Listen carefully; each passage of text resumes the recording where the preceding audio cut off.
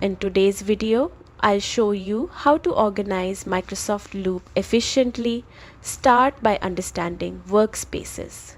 These are central hubs for your projects or teams, bringing all members and information together. You can create a new workspace in Loop or via Microsoft Teams and customize it with a name and navigation layout to keep things neat.